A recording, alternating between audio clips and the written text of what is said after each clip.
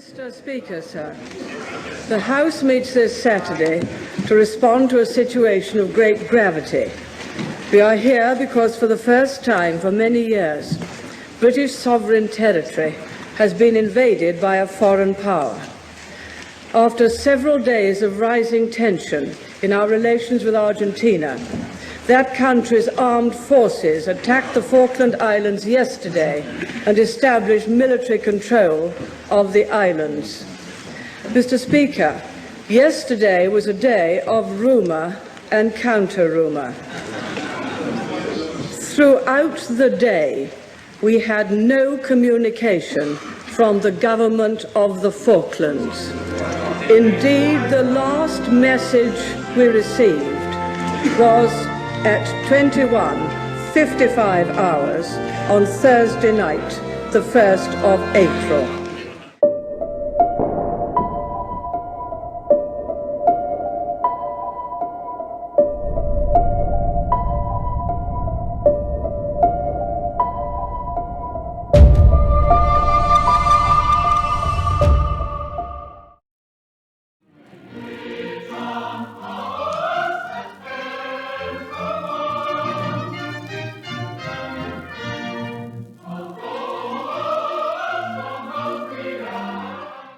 Hello everyone, this is Keith from the Solo Gamers Club, and welcome to my channel.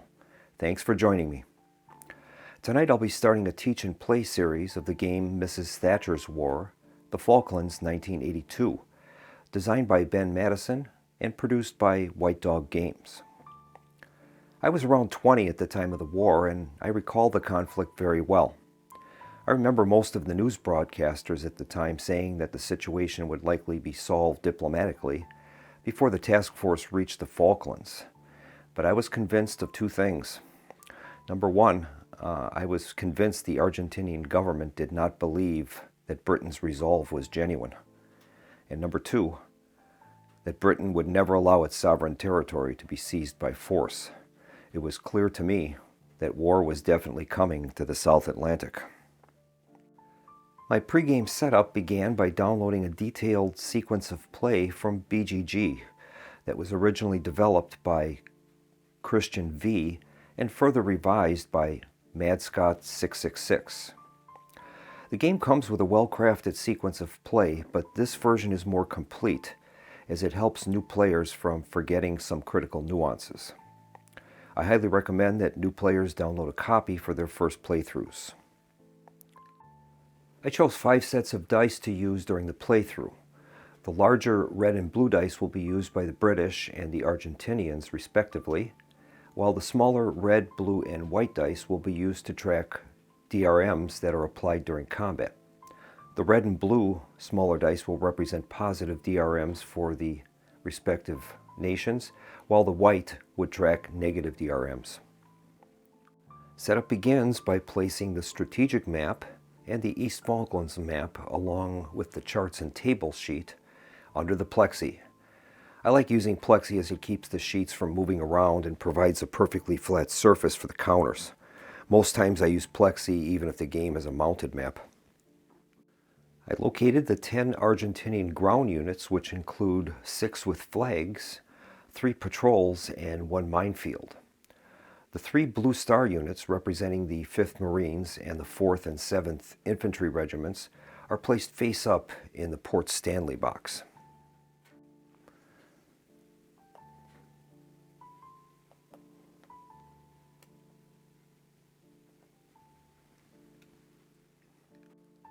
The Red Star FT Merc unit is placed face up in Darwin. This represents the elements of the 12th Infantry Regiment.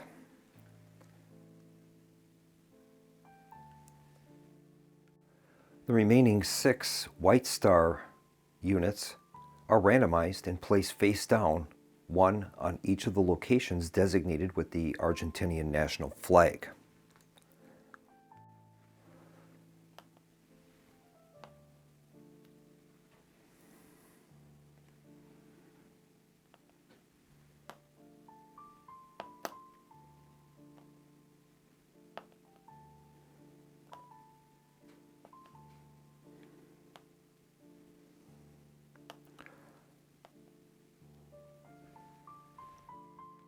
On the record track, we're going to place the game turn marker and the SAS marker, that's the Special Air Service.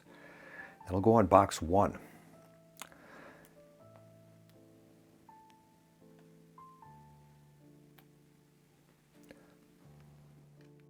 Then we're going to place the BBC News marker on box 15. This marker incorporates the public opinion level for the war in the British Isles, along with international opinion and the morale of the British Armed Forces. We gain benefits for higher morale and suffer penalties for lower morale. We take 4 Argentinian Grupo markers and place one in Rio Grande, one in Rio Gallegos, another in Santa Cruz, and finally one in San Julian. These Grupo markers represent the Argentinian air forces that have deployed to their forward air bases and will attempt to sink the British task force inside the total exclusion zone. The remaining 6 Grupos are placed in the Argentinian mainland. Now these Grupos are numbered 1 through 10, and their designation has no game effect other than the historical Grupo numbers. The Argentinian warships, the light cruiser General Belgrano and the aircraft carrier 25 de Mayo, are also placed in the Argentine mainland box.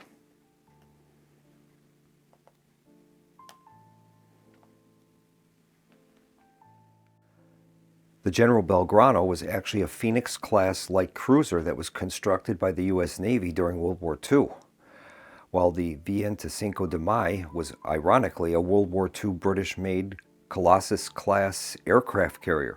How ironic. The 2 Argentine Pucara units, marked with a yellow PU on their counters, are placed in the airstrip boxes, one in Pebble Island and another in Goose Green.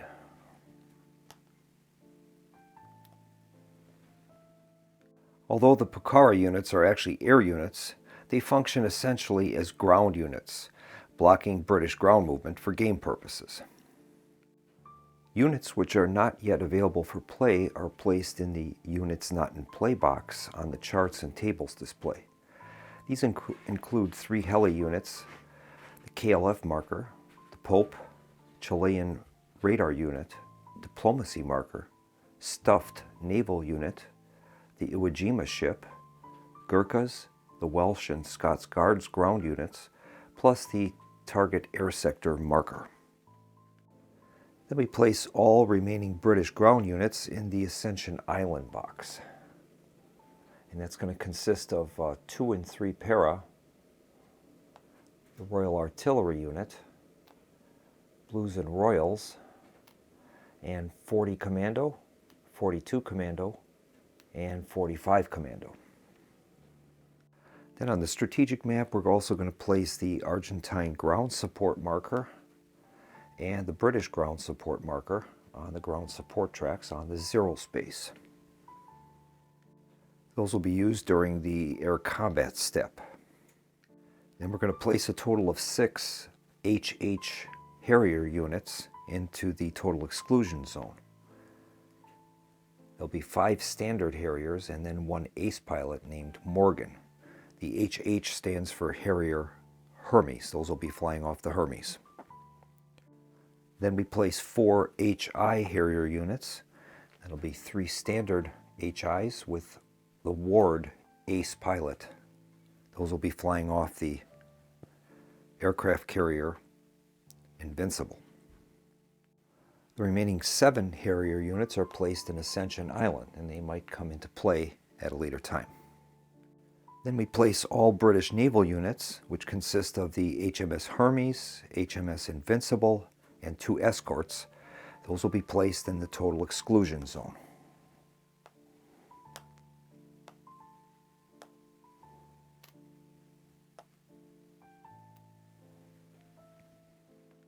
Then we take the 16 Argentinian air units And I'm going to place them in a draw bag. It's a lot easier to draw them out of a bag than it is trying to keep them upside down on the Argentinian mainland box.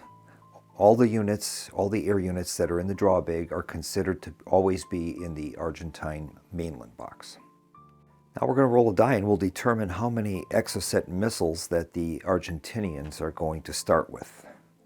On a roll of 1, they're going to have a total of 4 Exocets.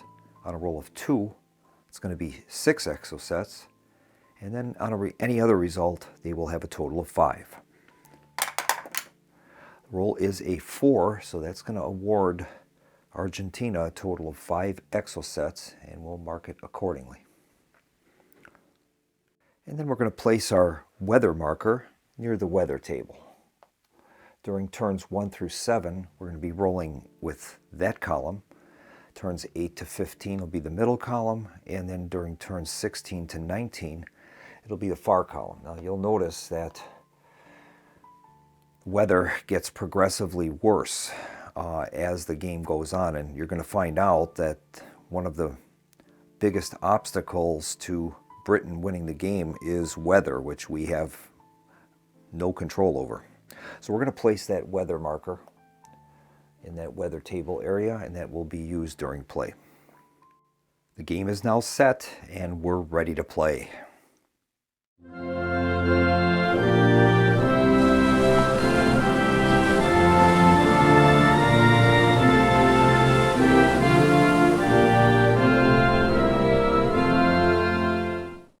The date is April 25th, 1982.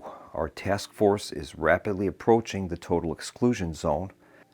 If I were in the shoes of Admiral Woodward, I would call a council of war aboard my flagship, the HMS Hermes, and meet with each of the department heads to discuss our strategy for the conflict.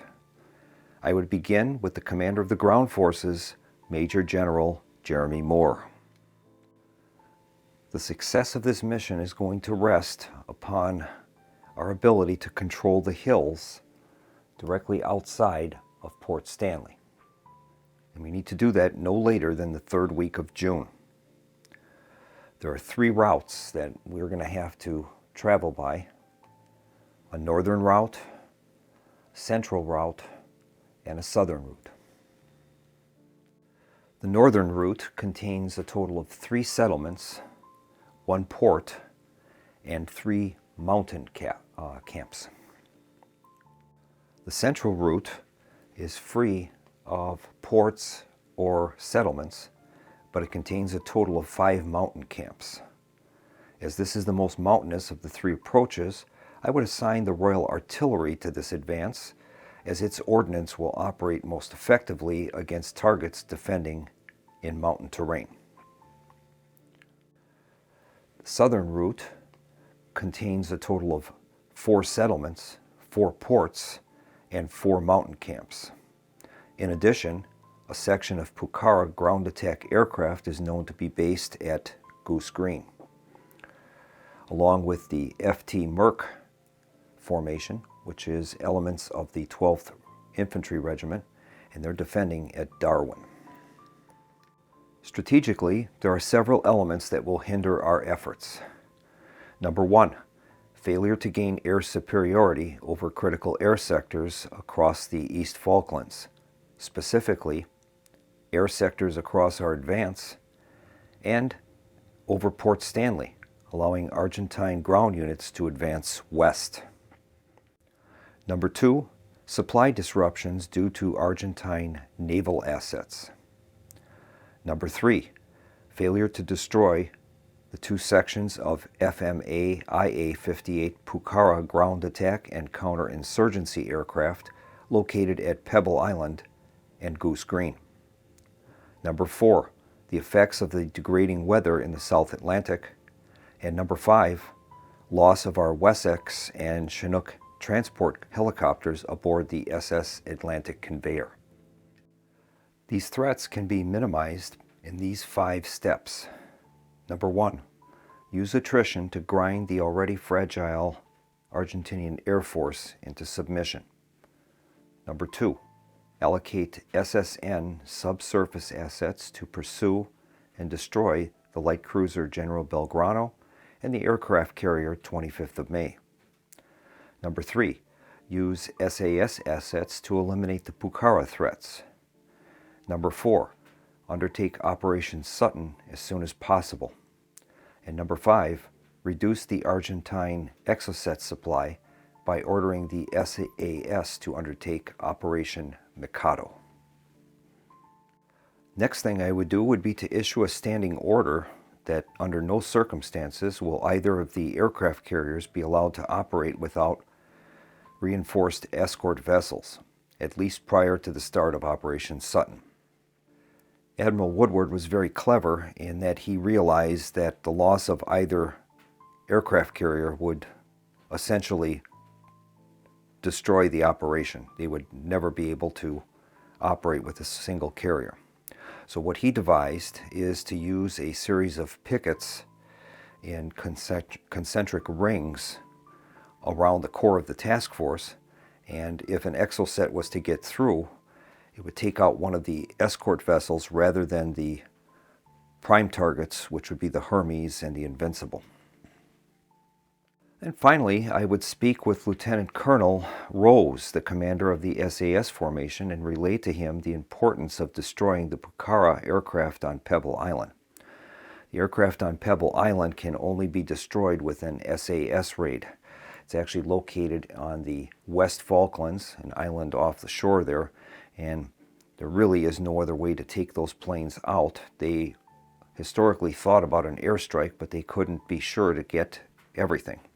And these Pucara aircraft will slow our advance once we make our landing in San Carlos. Our landing craft will not arrive in the total exclusion zone until turn 7. So we won't be able to undertake the San Carlos landing until any earlier than turn 7. And for that to be undertaken, we're going to need to have anything except fair weather. We need to have some cloud cover to disguise the location of our landing from the Argentines.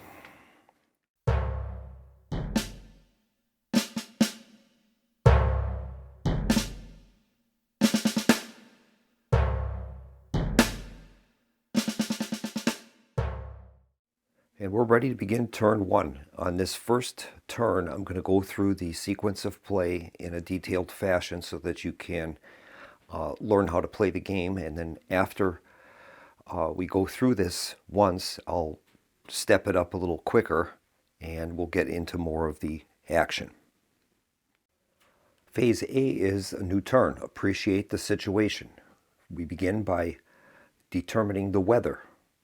We're going to roll 2d6 using the 1 to 7 turn column, and we'll see what the weather effects are for this first turn. Okay, we've rolled a 9, and that's going to be squalls, and it says that there is no air, so we will mark that accordingly.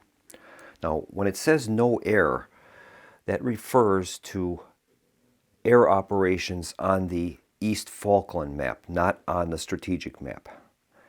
The strategic map is, hundreds of miles across, whereas the Falklands is only around 50 or 60 miles across.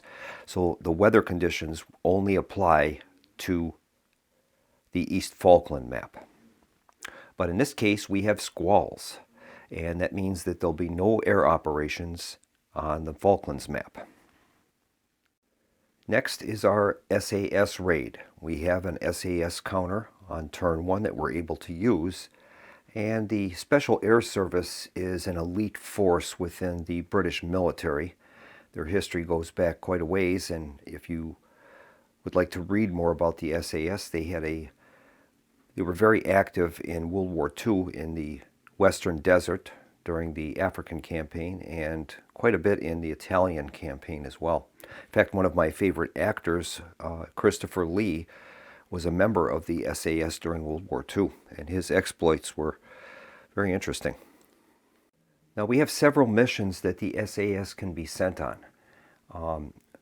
One of them is to attack the Pucara units at Goose Green and at Pebble Island. Now the Pebble Island Pucara can only be taken out by the SAS. So I think we'll start probably with that mission. So we are going to resolve that right now. So we're going to place the SAS marker at Pebble Island, and they're going to attempt to destroy those Pucara aircraft on the ground. And this is the historical attack that occurred. You had a team of SAS troops. They were brought in by helicopter at night, and they managed to destroy all of the aircraft on the ground at Pebble Island, and that secured the San Carlos landing zone in the future for the landings. So we're going to make a roll here and find out if we're successful. Now, when we're attacking the Pucaras on Pebble Island, a roll of 1 to 4 would be successful. We also can attack the Pucaras at Goose Green. It's a little bit more difficult, and we only succeed on a 1 or 2.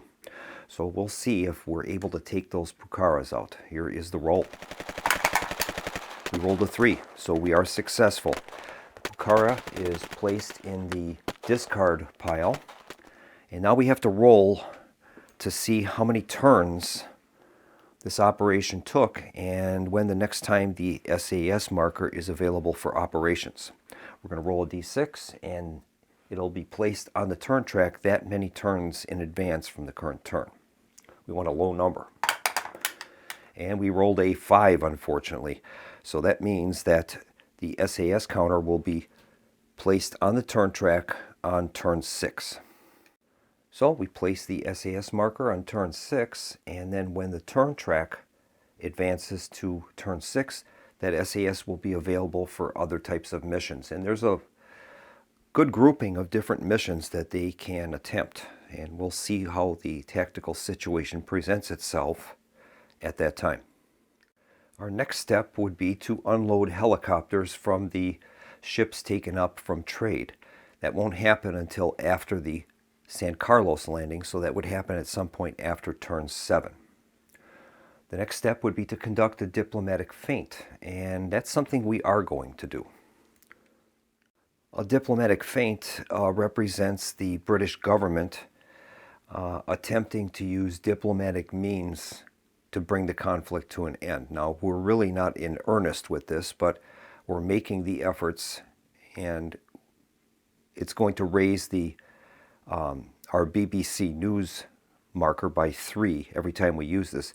The diplomacy marker, though, does have its effects, and if we are to engage in combat on that same turn that the diplomacy marker is on the turn track, that has some negative ground combat modifications. You're engaging in combat, but yet you're at the diplomatic table, so it doesn't work that way. But in this case, since this is the first turn, we're going to place the diplomacy marker on turn 1, and that's going to award us +3 to the BBC News marker. And so we raise the BBC News marker from 15 up to 18, which is great. Now we move into phase B, and that's the Grupos phase. What's going to happen here now is the Argentinian Air Force is going to deploy Grupos to their forward bases and attempt to attack the British task forces. So what we're going to do is we're going to roll 2 dice, and we're going to place 1 Grupo for each dice result. You'll see that each sector has a 1, 2, 3, 4, 5, or 6, and that will be where the Grupos will be placed. No sector can have more than 2 Grupos. If we were instructed to place more than 2 in a sector, we discard it. So we're going to roll 2 dice and place those Grupos. Okay, we've got results of 5 and 6. So we're going to place a Grupo in sector 5 and another one in 6. All right. And now it's phase C, and that's the task force phase. What's going to happen here is the British Navy is going to assign assets, their 2 carriers or 2 escorts, into these sector areas in an attempt to neutralize these grupos. We're not actually making airstrikes on Argentinian soil. What this represents is we're organizing our surface-to-air missile ability in a way to try to deny these grupos and possibly take some planes out in the process. Now, whenever we commit an aircraft carrier to this duty, 3 of their Harriers from that flight have to be assigned to that task, and that's like in a combat air patrol mode. And that will reduce the number of aircraft we would have available for control over East Falklands. Now, this is going to be the weather right now is squall, so there is no air operations over the Falklands right now, so we won't have to worry about that. But if there were, we might want to hold some of these planes back instead of going after the grupos to actually confront them over the skies of East Falklands. Now, since this is a no air turn and I don't have to reserve any aircraft for tactical use over the Falklands, we'll probably try to assign both carriers and both escorts to that duty. Now, each of these sectors corresponds to a sector on the Falklands map. So, as an example, Sector A refers to Air Sector A on the East Falklands map, and I'll show you that real quick. The Falklands map is broken into these sectors, Sector A, B, C, D, and E. Now, when we launch our attacks on the grupos on the strategic map, that will directly affect the number of Argentinian aircraft that could respond in these different sectors. So obviously, like when we're ready to make our landing at San Carlos, we're going to want to control Air Sector A. We don't want any Argentinian planes flying over the landing zone. So we would probably try to heavily commit aircraft to the Comodoro Rivadavia sector and try to remove any grupos that could be launching aircraft into those areas. Now, the Argentine aircraft can move on this tactical map from different sectors based upon some die roll, so you can never be sure that there won't be any aircraft over Sector A, but this helps in trying to control where the Argentine aircraft will appear. Now, our carrier forces are much more effective at destroying grupos than the escorts. But what we want to make sure of is we don't want to have, unless we can help it, to place a carrier by itself into an air sector with no escort support. If an exocet attack gets through, the carrier is going to be struck and sunk, and we cannot allow that to happen. It would have devastating effects on us. We would lose all those aircraft, and the BBC News marker would drop to 0. So we want to be careful that we don't place these carriers into these zones without some escort. Now, the carriers do have some inherent escort vessels supporting them, but it's not the same as having an escort squadron with them. So I think what we're going to do is we're going to place the Hermes along with 3 Harriers that we have to have there. Anytime we do an attack on the grupos, 3 carriers have to come along. And we'll place that under the Hermes. And I'm also going to include an escort as well to help protect that carrier group. And we'll do the same in the Rio Grande sector. So we'll have the Invincible with a flight of 3 Harriers from the Invincible, along with an escort. So we're going to launch an attack on these grupos, and we're going to start with the Hermes, and he's going to attack the 6th grupo. We're going to roll 3 dice, and we're going to cross-reference the result of the total of the 3 dice onto the task force engagement table, and that will tell us what happens. Okay, here is the roll. We rolled a total of 10, so we're going to check the chart for a result of 10. And that reads, Argentine grupo driven off by British carrier.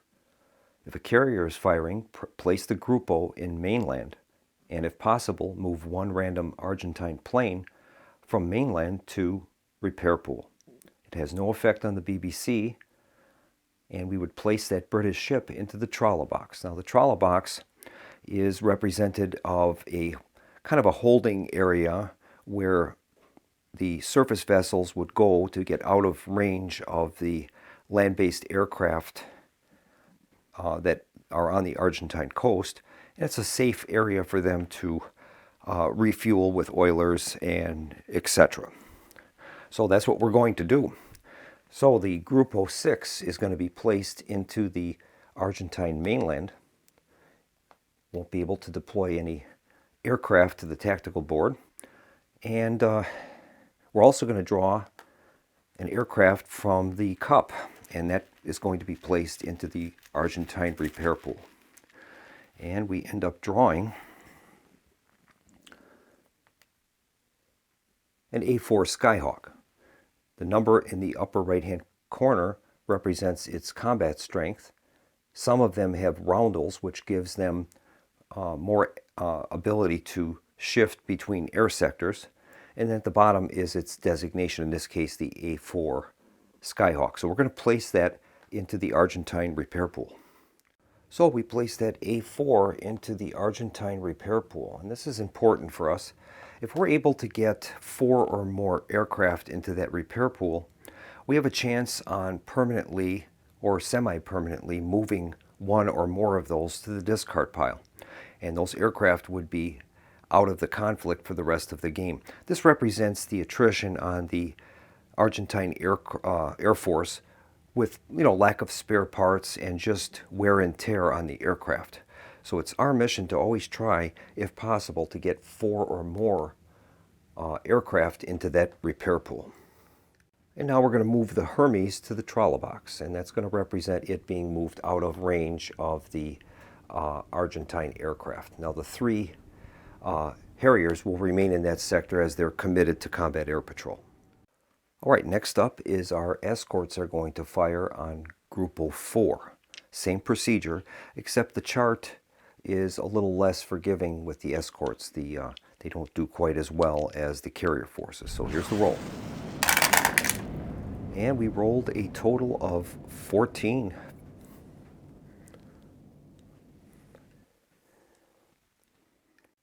And the result for 14 is Grupo retreats under British AA fire. Place the Grupo in the mainland, and if possible, move 1 random Argentine plane from the mainland to the repair pool. All right, that's great. So we have managed to remove all the active Grupos from that sector in Rio Gallegos. Now we're going to draw an aircraft, and that's going to go to the repair pool. That one is determined to be an Aramachi. That's not a very good plane. That has a strength of 1, and we're going to place that into the repair pool. That is great. The escort is going to be moved to the trawler box, and it also says that our success in downing those aircraft will raise the BBC news level by 1. That's going to move us up to 19. And so we move the BBC News up to 19, and that's maxed out. That's great. So far, so good with the home front. British people are happy with what we're doing so far in this conflict. And now we'll move on to the Rio Grande sector, and the Invincible is going to launch its attack on Grupo 8. Here's the roll. And we've rolled a total of 9, and that's not good. It says no contact. Place the British ship in the trawler box, no other effect. All right, so the Invincible is going to go to the trawler box. Its aircraft will remain on a combat air patrol. We have one last vessel there, and that's an escort vessel. We'll make the roll for that. That'll be attacking Grupo 9. And we've rolled a total of 11, and once again it says Grupo retreats under British AA fire. Place the Grupo in the mainland, and if possible, 1 random Argentine plane from the mainland to the repair pool. That is great. So Grupo 9 is removed back to the mainland, and we're going to draw a plane from the bag. Let's see what we get. This time it is a Mirage Fighter. Those are one of their better ones. It's a strength of 9. That is going to be placed into the repair pool. And our escort is going to move to the trolley box. And we would gain normally another point on the BBC track, but we've pinned that at 19. Now normally the next step would be the Argentine Air Assets phase, and that's where we would determine a target sector on the East Falkland map, and the Grupos would launch 2 aircraft from each of the Grupos to those sectors. But in this case, because we have squalls, there is no air activity over the Falklands. So any of the steps that have the inverted black triangle on them, those are skipped, and we won't do any of those actions. So we would skip steps D through G, as those are all tactical air steps. Weather won't allow it. So we'll move on to H, and that would be the ground war phase. And we would skip that because we haven't made our landings yet. So all of step H is skipped. We'll move on to step I, and that's the logistics and invasions phase. In this step, we would check for victory. If the British control all the camps adjacent to Port Stanley, we would win, or if it's the last turn and we haven't accomplished that, we would end the game in defeat. Number 2 would be for us to conduct landings. Now we can't do that until it's turn 7 or greater. Number 3 would be to reset. We'd unflip any British ground units that were out of supply and any Grupos that were neutralized. And the British ships will move back to the total exclusion zone. So all of our naval vessels that are in the trolley box are going to move back to the exclusion zone, and they'll be ready for action next turn.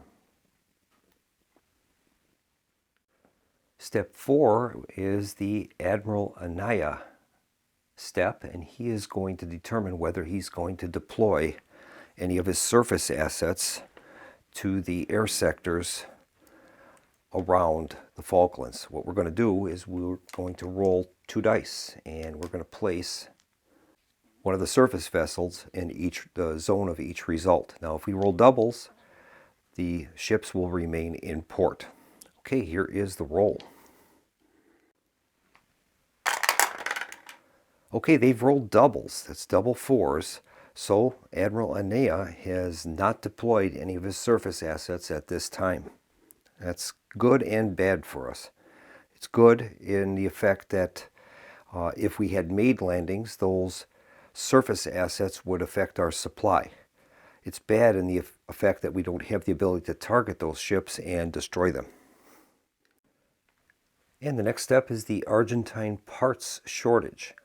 What will happen here is we're going to examine the Argentine repair pool, and if there were 4 or more aircraft in that box, we're going to discard the lowest valued non-roundel or non-ace aircraft in that box, and that goes to the discard pile. That won't be in the bag to be drawn in the future. In this case, though, we only have 3 aircraft in the Argentine repair pool, so nothing will happen there. The next step is repair. Damaged planes based on the weather will be repaired. The British, because of their superior maintenance and efforts aboard the carriers, can always repair 1 aircraft if it's in their repair pool. But for the Argentines, with their parts shortage and the like, it's slightly more difficult for them. In this case, we have squalls. And during squalls, it says return no planes. So these planes will remain in the repair box. They're not discarded. They can return in the future, but they'll be unavailable to be drawn in the next turn. Next is the political factors step, and we're going to remove the tokens that are on the turn track if it relates to the Pope, to diplomacy marker, and the Chilean radar marker. In this case, the diplomacy marker is on the track, so we are going to remove that and place that in the units not in play box. We can use that again in the future. Now we're going to make a roll on the news headlines table. We're going to roll one die and we're going to add the current turn number to that result. And then we're going to read through those different events that are going to occur. The die roll is a 1 and we're going to add the current turn to that result. That'll be 2 and we'll read the results for 2 on the events table. Now it's important to preserve the result that we've rolled on the events table. Sometimes the events will ask us whether it was an odd or even result. So we're going to keep this die out as a reminder, and then we're going to read through all of the different news headlines that are happening.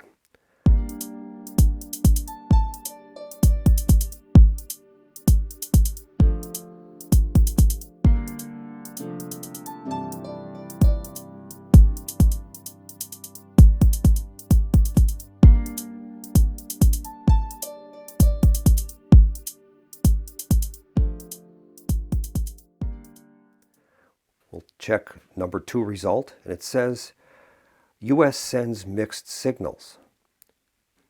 Operation THATCHER'S, Peace Plan, Viva Argentina, Collision, and EEC NATO allies.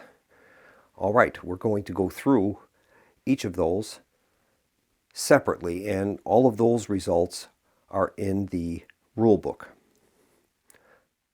And we'll begin with U.S. sends mixed signals. That's listed as event number 13.8.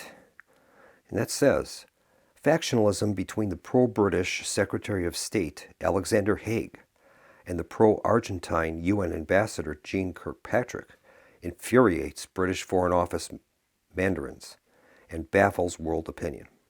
Roll one die for each faction. If Haig is the higher roll, add his result to the BBC News. If Kirkpatrick's roll is higher, subtract her roll from the BBC News. In the case of a tie, add Haig's roll. Reagan breaks the tie. All right, we're going to roll a die then. I'll roll a red and a blue die. The red die is going to refer to Alexander Haig, the pro-British, and the blue will be Jeane Kirkpatrick. Here is the roll. And Kirkpatrick has won 5-4. So that's going to have a negative effect on world opinion. And unfortunately, that is going to drop the world opinion by 5. So we're going to move the BBC News marker from 19 down to 14. Next up is Operation THATCHER'S. Argentine saboteurs sneak into Spain, plotting to blow up British ships at Gibraltar. Roll 2 dice. On a result of snake eyes, reduce the BBC News level by 10. All British ships in the total exclusion zone must also move immediately to the trawler box and are inactive next turn. Can only succeed once per game. All right, so we're going to roll 2 blue dice, and on the result of snake eyes, the Argentine saboteurs will be successful. And the result is a 6, so that has no effect on us, thank goodness. Our next headline is Peace Plan, 13.18. The UN makes another peace proposal, trying to square the circle between macho Argentine demands for the islands and Britain's insistence that the islanders be free to choose their own future. The player must either reduce the BBC News by 3, rejecting the peace offer, or else place the diplomacy marker on the next turn box on the turn track, agreeing to waste time discussing it. Well, I think I'm going to reject the offer. We're not in any terrible situation regarding our morale, so I will reduce the BBC News marker by 3, from 14 down to 11. Next headline is Viva Argentina, 13.7. That reads, this event does not occur if Britain has air superiority in Sector E. Well, no one has air superiority because the aircraft are grounded due to the squalls. All Blue Star Stanley Garrison Argentine armies Now advance 1 box west towards San Carlos, or out of the broken morale box into Stanley. An army already on a path advances 1 camp on that path. An army still in Stanley advances onto the number 1 box of the path. Choose each army and each path randomly if more than 1 is available. There can never be more than 1 Blue Star army from Stanley on any of the given paths. An army thus advancing cannot advance into a camp already occupied by other Argentine units, even if face down. If an advancing Argentine enters a British occupied camp, then ground combat occurs immediately, with the Argentines as the attackers. However, if the British stack contains the Gurkha unit, then no Argentine unit may advance into the camp. They were terrified of the Gurkhas. All right. Well, this is not good for us because as those Argentine ground forces move west, it's going to slow us down. Our mission is to occupy these mountains above Stanley. And if they're moving west, we have to physically move them out with combat.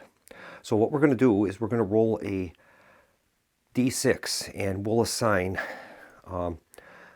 each of these to one of the tracks. We'll start out with the 4th Regiment and we'll roll 1, 2, 3, 4, 5, 6 to determine its path.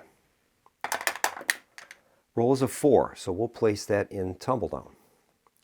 Next is the 7th Regiment, and that'll be 1, 2, 3, 4, 5, 6. The 7th Regiment will go to Mount William, and then by default, 5th Marines will go to Wireless Ridge. Now there are events that can move them back. As the Argentine morale drops, sometimes these ground units will move back into Stanley and actually become broken morale. The next headline is Collision 1312. And that reads, roll a die. On a result of 6, remove 1 British Harrier, your choice, from the game. It has been mysteriously lost at sea.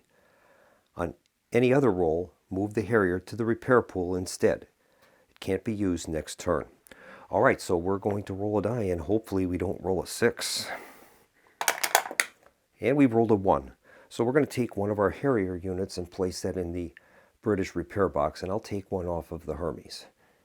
That will go into the repair box, and it won't be available for next turn. And our last headline is going to be EEC, NATO Allies. The EEC was the forerunner of today's European Union.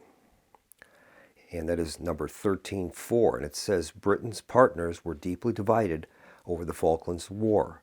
Roll a die and apply the result. All right. Result is a 1, and that says French President Francois Mitterrand tightens arms embargo. Discard 1 Argentine Mirage or Super Entard plane, player's choice. All right, well, we have a Mirage in the repair pool, so we're going to discard this Mirage, which is great. So evidently the Argentines are starting to have some parts problems in keeping these aircraft maintained. So we're going to place that into the discard pile, and that can come back through certain events, but it's not likely. And that has removed that essentially from the conflict. So we're going to place that Mirage into the discard pile. We already have the Pucara that the SAS took out that has been removed from the game. And now we have one of their top-rated fighters, the Mirage, which is great. And the next step is our air scramble phase. British planes return to the total exclusion zone and Argentine planes to the mainland. Well, the only planes that are out are those that we used in the combat air patrols in hunting those grupos. So those planes will return to the total exclusion zone. They'll be available for next turn.